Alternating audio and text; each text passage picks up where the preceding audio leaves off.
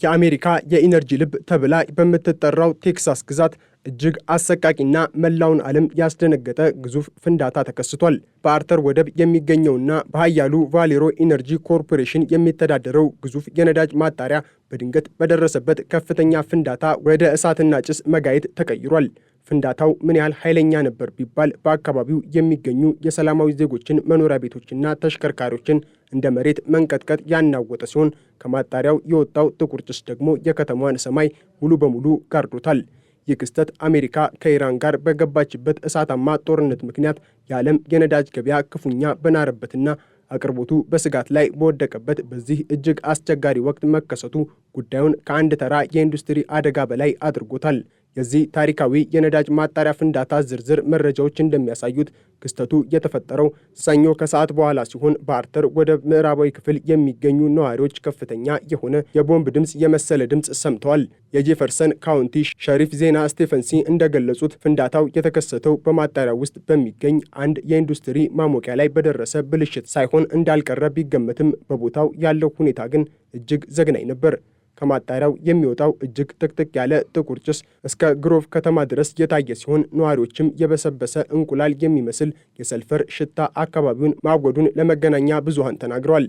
የከተማዋ አስተዳዳሪ በአስቸኳይ ሼልተር ኢን ፕሌስ ወይንም ዜጎች በየቤታቸው እንዲቆዩ የሚል ትዕዛዝ ያስተላለፈ ሲሆን በተለይም በምዕራብ አቅጣጫ የሚኖሩ 55,000 የሚጠጉ ነዋሪዎች መስኮትና በሮቻቸውን ዘግተው ከጭሱ እንዲሸሹ ታዘዋል።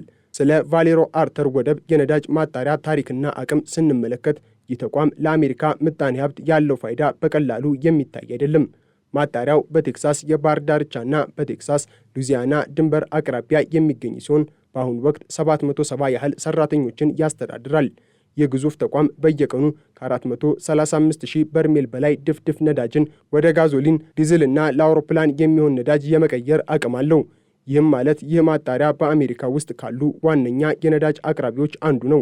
እንዲህ ያለ ግዙፍ አቅም ያለው ተቋም በድንገተኛ ፍንዳታ መመታቱ አሜሪካ ቀድሞውኑ ከኢራን ጦርነት ጋር ተያይዞ የገባችበትን የነዳጅ እጥረትና የዋጋ ንረት ይበልጥ ያከፋዋል። የአርተር ወደብ ከንቲባ ሻርሎት ኤም ሞሰስ ለማህበረሰቡ በሰጡት መግለጫ አዎ ፍንዳታው ተከስቷል፣ ነገር ግን ሁላችንም ሰላም ነን፣ እሳቱን በተቻለ ፍጥነት ለማጥፋት እየተጋን ነው ብለዋል። የቫሌሮ ኩባንያም በሰጠው መግለጫ ሁሉም ሰራተኞች ሰላም መሆናቸውን አረጋግጧል። ይሁን እንጂ ነዋሪዎች ግን በከፍተኛ ድንጋጤ ውስጥ ናቸው። አንዲት ሴት በማህበራዊ ገጿ ላይ አካባቢው እስኪረጋጋ ድረስ መሰደድ አለብን ስትል ስጋቷን እየገለጸች ሲሆን፣ ሌላው ደግሞ ይሄ ኬሚካል ከምዕራቡ ክፍል አልፎ ወደ ሌሎችም ከተሞች ሊሰራጭ ይችላል በማለት አየር ላይ ስላለው ብክለት ስጋቱን ገልጿል። የቴክሳስ የልዑካን ምክር ቤት አባል ክርስቲያን ማኑኤል እንደገለጹት የቴክሳስ የአካባቢ ጥራት ኮሚሽን የአየሩን ሁኔታ ለመቆጣጠር በቦታው ደርሷል። ምንም እንኳን የቴክሳስ ባለስልጣናት ፍንዳታው በማሞቂያ ብልሽት የመጣ ሊሆን እንደሚችል ቢገልጹም በብዙዎች ዘንድ ግን ትልቅ ጥርጣሬን ፈጥሯል። ጦርነቱ ከተጀመረበት ከየካቲት 28 ቀን አንስቶ ኢራን የአሜሪካን ጥቅም በማንኛውም ቦታ እንመታለን በማለት መዛቷ ይታወሳል።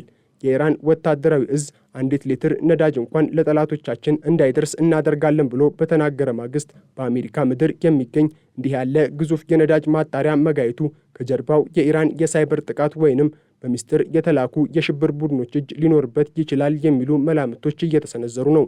በተለይም በቅርቡ በኒውዮርክና በቨርጂኒያ የተከሰቱት የሽብር ሙከራዎች አሜሪካ ከውስጥም ከውጭም አደጋ እንደተደቀነባት ያረጋግጡ ናቸው።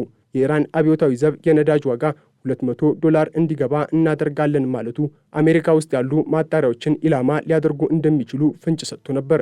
በቴክሳስ ሰማይ ላይ የታየው ያ ግዙፍና ጥቅጥቅ ያለ ጥቁር ጭስ በአሁኑ ሰዓት የአሜሪካን የኢነርጂ ዋስትና ስጋት ላይ የጣለ የታሪክ ጠባሳ ሆኗል። ይህ አደጋ የደረሰው የቫሌሮ አርተር ወደብ የነዳጅ ማጣሪያ ዝም ብሎ ተራ ፋብሪካ አይደለም። ይልቁንም ከአሜሪካ ግዙፍ የነዳጅ ማጣሪያዎች መካከል አንዱና ዋነኛው ነው። ይህ ግዙፍ ተቋም የተመሰረተው ከበርካታ አስርተ ዓመታት በፊት ቢሆንም በየጊዜው በሚደረጉ ዘመናዊ ማሻሻያዎች በቀን 435,000 በርሜል ድፍድፍ ነዳጅ የማጣራት አቅም ላይ ደርሷል። ማጣሪያው በተለይ እጅግ አስቸጋሪ የሚባለውን ሄቪ ሶርክሩድ ነዳጅ ወደ ጋዞሊን፣ ዲዝልና እጅግ ውድ ወደ ሆነው የአውሮፕላን ነዳጅ በመቀየር ረገድ በዓለም አቀፍ ደረጃ ተወዳዳሪ የሌለው ብቃት አለው። አሁን ግን ይህ የቴክኖሎጂ ውጤት የሆነ ተቋም በድንገተኛ ፍንዳታ ሰለባ በመሆኑ የአሜሪካ የኢኮኖሚ የደም ስር በከፊል ተቆርጧል። የአርተር ወደብ ከፍተኛ ባለስልጣናት ለዚህ አደጋ የሰጡት ምላሽ በሁለት የተከፈለ ነው። በአንድ በኩል የከተማዋ ከንቲባ ሻርሎት ኤም ሞሰስ ህዝቡን ለማረጋጋት በሚል ፍንዳታ ተከስቷል፣ ነገር ግን ሁላችንም ደህና ነን በማለት አዎንታዊ መግለጫ ሰጥተዋል። በሌላ በኩል ግን የጄፈርሰን ካውንቲ ሸሪፍ ዜና ስቴፈንስ የሁኔታውን አስከፊነት አልደበቁም። ሸሪፏ እንደገለጹት ፍንዳታው በጣም ኃይለኛ ከመሆኑ የተነሳ የሰዎችን መኖሪያ ቤቶችና ተሽከርካሪዎችን ያናወጠ ሲሆን መንስኤውም በማጣሪያው ውስጥ በሚገኝ አንድ የኢንዱስትሪ ማሞቂያ ላይ የደረሰ ቴክኒካዊ ብልሽት ሳይሆን እንዳልቀረ ጠቁሟል። የከተማዋ ጊዜያዊ የእሳት አደጋ መከላከያ ኃላፊ ሉዊስ ሄቨንስ እንደገለጹት ሁለት ግዙፍ የእሳት አደጋ መከላከያ ሞተሮች ልዩ የኬሚካል አደጋ መከላከያ ቡድኖች ወደ ቫሌሮ ተሰማርተው እሳቱን ለመቆጣጠር ከፍተኛ ትግል አድርገዋል። የቴክሳስ አካባቢ ጥራት ኮሚሽን ድንገተኛ መሳሪያዎቹን ይዞ ወደ ስፍራው የደረሰ ሲሆን የሕዝብ ተወካዮች ምክር ቤት አባል ክርስቲያን ማኑኤል ነዋሪዎች መስኮቶቻቸውንና በሮቻቸውን በጥብቅ እንዲዘጉ ትዕዛዝ አስተላልፈዋል። ይህ ትዕዛዝ የመጣው ከማጣሪያው የሚወጣው ጭስ እንደ ሰልፈር ያለ መርዛማ ሽታ ያለው በመሆኑ ሲሆን ዜጎች ለከፋ የአተነፋፈስ ችግር እንዳይጋለጡም ስጋትን ፈጥሯል። 55,000 የአርተር ወደብ ነዋሪዎች አሁን በቤታቸው ታፍነው እንዲቆዩ መደረጉ ጦርነቱ በባህር ማዶ በሚካሄድበት በዚህ ወቅት በአሜሪካ ምድር ላይ የታየ ሌላኛው ታሪካዊ ቀውስ ሆኗል። ይህ ፍንዳታ ከኢራን ጦርነት ጋር ያለው ትስስር ግን አሁንም በብዙዎች ዘንድ ጥርጣሬን እየፈጠረ ነው። ምንም እንኳን ባለስልጣናቱ አደጋ ነው ቢሉም የኢራን ወታደራዊ እዝ ሐታም አልአንቢያ ከጥቂት ሰዓታት በፊት 1 ሊትር ነዳጅ ለጠላቶቻችን እንዳይደርስ እናደርጋለን በማለት ያስተላለፈው ዛቻ አሜሪካን አሸብሯታል። ኢራን በሳውስ ፓርስ የጋዝ መስክ ላይ በእስራኤል ለደረሰባት ጥቃት ምላሽ ለመስጠት በክልሉ የሚገኙ የነዳጅ መሠረተ ልማቶችን ሙሉ በሙሉ እናደናቅፋለን ስትል ዝታለች። ቴክሳስ ደግሞ የአሜሪካ የነዳጅ ማከማቻዎችና ማጣሪያ ማዕከል በመሆኗ ይህ ፍንዳታ የኢራን የሳይበር ጥቃት ወይንም የሰላዮች እጅ ሊኖርበት ይችላል የሚለው መላምት በፖለቲካ ተንታኞች ዘንድ በሰፊው እየተወራ ይገኛል። አሜሪካ በኢራን ባንኮች ላይ ጥቃት መፈጸሟን ተከትሎ ኢራንም ግንባሯን ወደ ምጣኔ ሀብትና ባንኮች ማዞሯን ይፋ አድርጋለች። ይህ ደግሞ በቴክሳስ የደረሰውን ጥቃት ይበልጥ አጠራጣሪ አድርገዋል። የዚህ ፍንዳታ ትክክለኛ መንስኤ ገና በምርመራ ሂደት ላይ ያለ ቢሆንም የደረሰው ጉዳት ግን በዓለም አቀፍ የነዳጅ ገበያ ላይ ከፍተኛ ንዝረትን ፈጥሯል። የሆርሙዝ ወሽመጥ በኢራን መዘጋቱን ተከትሎ አቅርቦቱ በቀነሰበት በዚህ ወቅት በቴክሳስ በቀን 435,000 በርሜል የሚያመርት ተቋም ከስራ ውጪ መሆኑ የአሜሪካን ሕዝብ ለከፋ የኑሮ ውድነት ይዳርገዋል። በአሁኑ ወቅት የአርተር ወደብ የእሳት አደጋ መከላከያ ቡድኖችና የኬሚካል አደጋ መከላከያ ቡድኖች በቦታው ተሰማርተው የእሳቱን መስፋፋት ለመግታት እየታገሉ ይገኛሉ። ፍንዳታው በፈጠረው ንዝረት የመኖሪያ ቤቶች መስኮቶች ሲሰባበሩ የሚያሳዩ ተንቀሳቃሽ ምስሎች በማህበራዊ ሚዲያ ላይ በስፋት እየተዘዋወሩ ሲሆን ይህም የፍንዳታውን መጠን ምን ያህል አውዳሚ እንደነበረ ለዓለም አሳይቷል። አሶሺየትድ ፕሬስ እና ሌሎችም የዜና ወኪሎች እንደዘገቡት የቫሌሮ ኩባንያ ስለ አደጋው ዝርዝር መረጃ እንዲሰጥ ለቀረቡለት ጥያቄዎች እስካሁን ምላሽ አልሰጠም። ሆኖም ግን የኢንዱስትሪ ባለሙያዎች እንደሚሉት ከሆነ ማጣሪያው ወደ ቀድሞ ስራው ለመመለስ ረጅም ጊዜ ሊወስድበት ይችላል። ይህ ደግሞ በኢራን ጦርነት ምክንያት ቀድሞውኑ ለተዳከመው የአሜሪካ የነዳጅ ክምችት ትልቅ መርዶ ነው። ፕሬዚዳንት ዶናልድ ትራምፕ አሜሪካን ዳግም ታላቅ እናደርጋታለን እያሉ በሚፎክሩበት በዚህ ሰዓት በገዛ አገራቸው ምድር እንዲህ ያለ ግዙፍ የኢኮኖሚ መሠረተ ልማት መውደሙ ለአስተዳደሩ ትልቅ ውርደት ሆኖ ተመዝግቧል። የቀጣይ ስጋቶች ደግሞ ይበልጥ እንቅልፍ የሚነሱ ናቸው።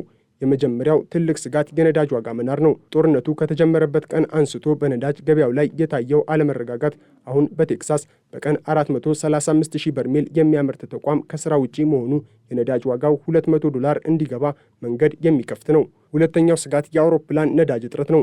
ቫሌሮ ለአሜሪካ ወታደራዊ አውሮፕላኖችና ለንግድ በረራዎች ወሳኝ የሆነውን ነዳጅ የሚያቀርብ በመሆኑ የማጣሪያ መመታቱ የአሜሪካን አየር ኃይል እንቅስቃሴና የንግድ በረራዎችን ሊያስተጓጉል ይችላል። አየር መንገዶች ቀድሞውኑ በነዳጅ ዋጋ መናር ምክንያት በረራዎችን እየሰረዙ ባሉበት በዚህ ሰዓት ይህ ፍንዳታ እሳቱ ላይ ነዳጅ የመጨመር ያህል ሆኗል። ሶስተኛው ስጋት የአካባቢ ብክለትና የሕዝብ ጤና ነው። የአርተር ወደብ ነዋሪዎች የበሰበሰ እንቁላል የሚመስል ሽታ አየሩን መሙላቱን መናገራቸው መርዛማ የሆኑ ኬሚካሎች ወደ አየር መለቀቃቸውን ያሳያል። ይህ ደግሞ ለረጅም ጊዜ የሚቆይ የጤና እክል ሊያስከትል ይችላል። ይባስ ብሎም በቴክሳስ የታየው ይህ ፍንዳታ በሌሎች ግዛቶች በሚገኙ ማጣሪያዎች ላይ ተከታታይ አደጋዎችን ሊቀሰቅስ ይችላል የሚል ስጋት አለ። አሜሪካ በ2025 እና 26 ያጋጠሟት ተፈጥሯዊ አደጋዎች እንደ ቶርኔዶና ሰደድ እሳት ያሉ የሀገሪቱን የመከላከያና የአደጋ ጊዜ ዝግጁነት አሟጠውታል። አሁን ደግሞ የኢኮኖሚ መሠረተ ልማቶች መውደማቸው አገሪቱን ወደማትመለስበት የምጣኔ ሀብት ድቀት ሊከታት ይችላል። የአርተር ወደብ ፍንዳታ አሜሪካን በሁለት ግንባር የተከፈለበትን ጦርነት እንድትገነዘብ ያደረገ የንቃት ደውል ነው።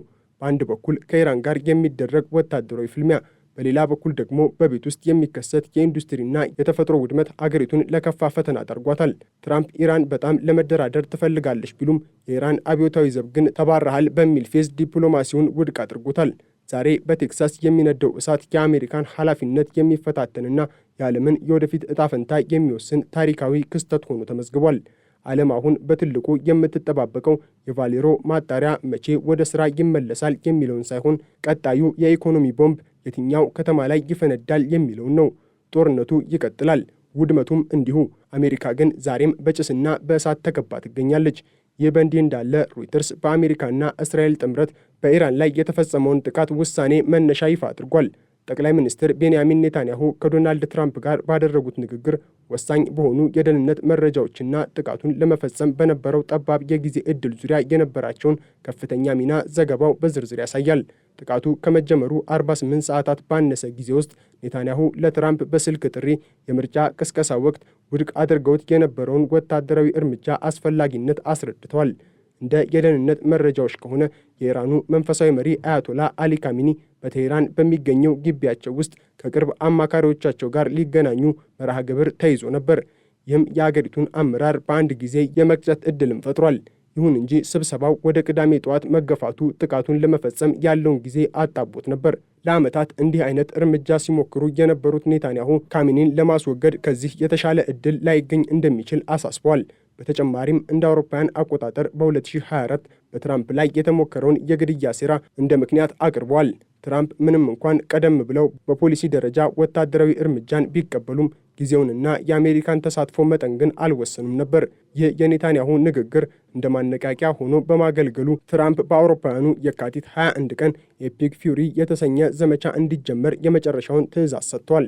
የመጀመሪያው ጥቃት የካቲት 21 ቀን ጠዋት የተፈጸመ ሲሆን ትራምፕ በዚያ ምሽት የካሚኒን መሞት አስታውቋል። የዋይት ሀውስ ቃል አቀባይ ካሎሪ ሌቪት እንደገለጹት ዘመቻው የኢራንን የባሊስቲክ ሚሳኤልና የኒውክሌር አቅም ማውደም፣ የባህር ኃይሏን ማዳከምና ለባልደረቦቿ የምታደርገውን የጦር መሳሪያ አቅርቦት መገደብ ላይ ያተኮረ ነበር። ኔታንያሁ እስራኤል አሜሪካን ወደ ጦርነት ጎትታ አስገብታለች የሚለውን ወቀሳ የሐሰት ወሬ በማለት አስተባብለዋል። ትራምፕም ውሳኔው የራሳቸው ብቻ እንደነበረ ቢገልጹም የእስራኤል ወገን ያቀረባቸው መከራከሪያዎች በጣም አሳማኝ እንደነበሩ ምንጮች ይጠቁማሉ። ትራምፕ አሜሪካ ትቅደም በሚለው ፖሊሲያቸው ጦርነቶችን የመቀነስ ፍላጎት ቢኖራቸውም ስለ ኢራን የኒውክሌር መርሃ ግብር የሚደረጉ ድርድሮች ባለመሳካታቸው ወደ ወታደራዊ አማራጭ አዘንብለዋል። በሰኔ ወር እስራኤል በኢራን የኒውክሌርና የሚሳኤል ተቋማት ላይ የፈጸመችው ጥቃት አሜሪካንን በማሳተፍ ሁኔታውን አባብሶታል። የሮይተርስ ዘገባ እንደሚያሳየው የአሜሪካ የደህንነት ተቋማት ኢራን የአሜሪካን ኢላማዎችና የባህረ ሰላጤው አጋሮቿን እንደምትመታ አስጠንቅቃ ነበር። ይህም በተግባር ታይቷል። ግጭቱ ከፍተኛ ጉዳት ያስከተለ ሲሆን ከ2300 በላይ የኢራን ሲቪሎችም ተገድለዋል። ቢያንስ 13 የአሜሪካ ወታደሮች ሕይወታቸው አልፏል። በሆርሙዝ የባህር ሰርጥ የንግድ መስመሮች ተቋርጠዋል። የነዳጅ ዋጋ በከፍተኛ ሁኔታ ጨምሯል። በአጠቃላይ በአርተር ወደብ የታየው እሳት አሜሪካ በገባችበት የቀጠናዊ ጦርነት ምክንያት የሚከፈል ሌላኛው የዋጋ ክፍል ሊሆን እንደሚችል ይገምታል። ተፈጥሮ በቶርኔዶና በአውሎ ነፋስ እየቀጣቻት ባለችበት ኢራን ደግሞ ዲፕሎማሲያዊ ጥረቶችን ውድቅ አድርጋ ተባረሃል በሚል ፌዝ ትራምፕን እያዋረደች ባለችበት በዚህ ወቅት የነዳጅ ማጣሪያው መጋየት የአሜሪካን የጥፋት ዋዜማ ይበልጥ አቅርቦታል። ዓለም አሁን በትኩረት የምትመለከተው ይህ ፍንዳታ በአደጋ የመጣ ነው ወይንስ የአሜሪካ ጠላቶች የሰነዘሩት የሚስጥር ጥቃት የሚለው ነው። ጦርነቱ ገና አልተጠናቀቀም። ነገር ግን ውድመቱ አሁን ወደ አሜሪካውያን ደጃፍ ደርሷል። የቴክሳስ ሰማይ በጥቁር ጭስ እንደተሸፈነ ሁሉ የአሜሪካም የወደፊት ዕጣ ፈንታ በዚሁ ጭጋግ የተዋጠ ይመስላል።